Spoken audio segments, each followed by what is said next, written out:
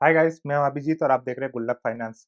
आज डिस्कस करेंगे कि यूएस ने जो कल 25% का टैरिफ का बम फोड़ा, वो इंडियन मार्केट में कितना इफेक्ट डालेगा, कौन कौन से सेक्टर में कितना इंक्रीज हो रहा टैरिफ, इसके बारे में बात करेंगे। सेकंड बात करेंगे कि यूएस का जो एक्सपर्ट्स है वो इसके बारे में क्या क्या बोल रहे हैं, किस तरह से इस सिचुएशन को देख रहे हैं। नेक्स्ट बात करेंगे इंडियन मार्केट में इसमें कितना इफेक्ट पड़ सकता है और इंडियन गवर्नमेंट इसमें क्या क्या करने का सोच रहा है। चलिए शुरू करते हैं। तो इसमें आप लोग को पता चली गया कि यूएस ने 25% का टैरिफ डाला है, लेकिन अगर आप इंडियन मार्केट को देखोगे तो इसमें कुछ भी इंडियन मार्केट रिएक्शन नहीं दिया। हार्डली अभी जब मैं वीडियो रिकॉर्ड कर रहा हूँ 0.5% इसमें डाउन है। अब 0.5% तो नॉर्मली भी डाउन हो ही जाता है। इसका रीजन ये है कि इंडिया ऑलरेडी 17 से 20% का टैरिफ एक्सपेक्ट कर ही रहा था, लेकिन इन लोगों ने 25% लगा दिया, इसलिए थोड़ा सा मार्केट में ये रिएक्शन दिख रहा है। अब देखते हैं कौन कौन सा सेक्टर में कितना परसेंट टैरिफ इंक्रीज हुआ, ताकि अगर उस सेक्टर में आपका कोई स्टॉक खरीदा हुआ है तो आप उस पर करेक्ट डिसीजन ले पाए। सबसे पहले आता है हम लोग का सबसे ज्यादा एक्सपोर्ट अगर इंडिया से यूएस के लिए होता है तो वो इलेक्ट्रॉनिक्स का एक्सपोर्ट होता है, लगभग $11 बिलियन का। और ये टोटल एक्सपोर्ट का 14.3% है इंडिया से जो यूएस का एक्सपोर्ट होता है उसका। पहले इसमें 2% टैरिफ लगता था, अब वो बढ़ा के हो गया 24% का टैरिफ। जेम्स एंड ज्वेलरी ये लगभग एक्सपोर्ट होता है $9.9 बिलियन, ये टोटल एक्सपोर्ट का है 12.8%। पहले ये 5% था, अब ये बढ़ा के हो गया 21%। फार्मास्यूटिकल प्रोडक्ट ये लगभग 8.1 बिलियन का एक्सपोर्ट होता है, टोटल एक्सपोर्ट का ये 10.4%। इसमें पहले कोई टैक्स नहीं लगता था, अभी भी इसमें कोई टैरिफ नहीं लगा हुआ है, टोटल 0% है। बेसिकली कहा जाए तो फार्मा के लिए एग्जाम्प्ट है। Nuclear reactor parts and machinery ये लगभग 6.2 बिलियन का एक्सपोर्ट होता है, टोटल एक्सपोर्ट का 8% है। पहले इसमें 4% लगता था, अब ये बढ़ के हो गया 22%। रिफाइनरी पेट्रोलियम प्रोडक्ट ये $5.8 बिलियन का एक्सपोर्ट होता था, ये लगभग टोटल एक्सपोर्ट का 7.5% है। पहले इसमें 1% लगता था, अब वो घटा के 0% कर दिया। आयरन एंड स्टील ये 2.8 बिलियन का एक्सपोर्ट होता था, ये 3.6% है टोटल एक्सपोर्ट का। इसमें पहले 2% का टैरिफ लगता था, अब बढ़ के हो गया 24% का टैरिफ। टेक्सटाइल एंड आर्टिकल्स ये लगभग 2.8 बिलियन का एक्सपोर्ट होता था, ये 3.6% है टोटल एक्सपोर्ट का। ये पहले 14% लगता था, इसको घटा के किया गया 12%। ऑटो एंड ऑटो कंपोनेंट्स ये 2.6 बिलियन का एक्सपोर्ट होता था, ये लगभग टोटल एक्सपोर्ट का ये 3.4% है। ये पहले 2.5% इसमें टैरिफ लगता था, ये बढ़ा के हो गया 23.5%। ये था मेजर सेक्टर का जिसमें टैरिफ बढ़ाया गया। तो आपको इसमें समझ में आया होगा कि फार्मा और टेक्सटाइल को इन लोगों ने छोड़ दिया। फार्मा में और पहले भी 0% था, अभी भी 0% है।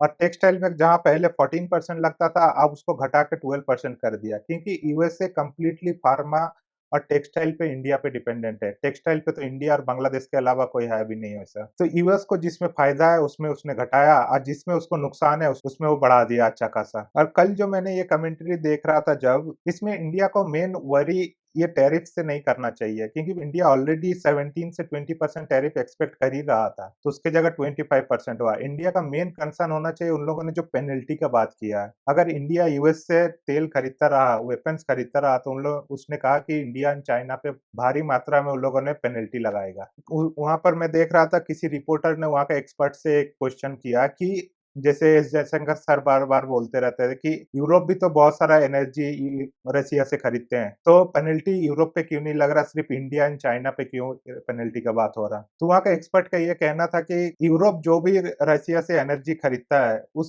उसमें जो भी पैसा यूरोप को बचता है, वो पैसा उन लोग यूक्रेन का लड़ाई में यूज कर रहा है, यूक्रेन को सपोर्ट कर रहा है लड़ाई में रसिया का अगेंस्ट। अब ये देख लो रसिया के लिए कितना दुविधा की बात है, वो अपना तेल बेच रहा है यूरोप को, और यूरोप को जो भी फायदा हो रहा है उस तेल को खरीद के सस्ते में, वो उसी को रसिया के अगेंस्ट यूक्रेन में खर्चा कर रहा है। खैर ये जियो पॉलिटिक्स की बात है। तो उनका ये कहना है कि इंडिया भी अगर यूक्रेन को सपोर्ट करता तो इंडिया पे ये पेनल्टी नहीं लगाते, हम लोग ये नहीं सोचते। लेकिन इंडिया तो ऑब्वियसली यूक्रेन को लड़ाई के लिए सपोर्ट नहीं करता। हम लोगों का हमेशा से पॉलिसी रहा है कि लड़ाई से दूर रहो, या लड़ाई को रोकने का कोशिश किए। इंडिया कई बार ये बात बोल भी चुका है वर्ल्ड फोरम पे कि रसिया और यूक्रेन का लड़ाई जल्द से जल्द खत्म होना चाहिए। हम ना रसिया के साथ है इस लड़ाई में, ना ही हम लोग यूक्रेन के साथ है। लेकिन उन लोगों का अकॉर्डिंग हमें यूक्रेन के साथ खड़ा रहना चाहिए, तब हमें पेनल्टी नहीं लगेगा। अब जो उन्होंने पेनल्टी की बात किया इंडिया एंड चाइना के ऊपर, इसमें देखो चाइना को वो लोग कुछ भी नहीं कर सकता है। ये ऑलरेडी यूएसए देख चुका है। पहले भी जब चाइना पे टैरिफ बढ़ाया जा रहा था, चाइना भी उल्टा टैरिफ लगा दे रहा था यूएसए पे।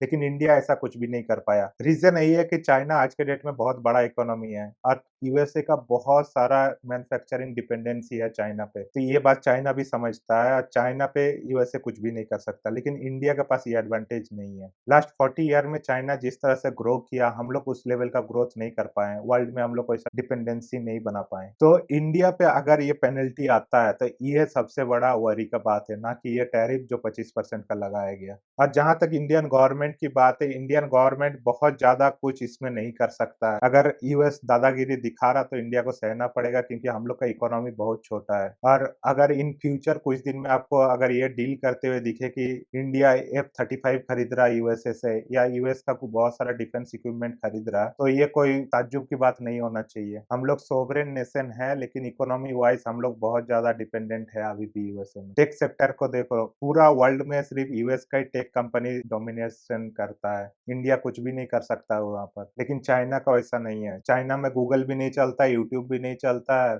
फेसबुक कोई भी सोशल मीडिया यूएस वाला नहीं चलता, सब कुछ उस लोग का अपना है। तो इंडिया उस पोज़ीशन पे नहीं है कि इंडिया यूएस के अगेंस्ट कुछ कर सके। तो जो भी यूएसए कर रहा है इंडिया को वो एक्सेप्ट करना पड़ेगा। बस कंडेम कर सकते हैं, बैठ के बातचीत करके अगर कोई सॉल्यूशन निकाले तो अलग बात है। और इंडिया का मेन बात ये है कि हम लोग कंजप्शन ड्रिवन इकोनॉमी है। हम लोग इंटरनली बहुत ज़्यादा कंजप्शन कर लेते हैं। हम लोग एक्सपोर्ट ड्रिवन इकोनॉमी नहीं है। इसलिए बाहर में अगर ज़्यादा टैरिफ लग भी रहा तो इंडिया को बहुत ज़्यादा इफ़ेक्ट नहीं कर रहा। इनफैक्ट इंडिया ने अपना जीडीपी ग्रोथ रेट 6.2 से बढ़ा के 6.4 कर दिया। इसलिए आप अगर स्टॉक मार्केट में इन्वेस्ट कर रहे तो हाँ, मुझे नहीं लगता आपको बहुत ज़्यादा घबराना चाहिए इस चीज़ से। मार्केट भी कुछ ज़्यादा रिएक्ट नहीं कर रहा।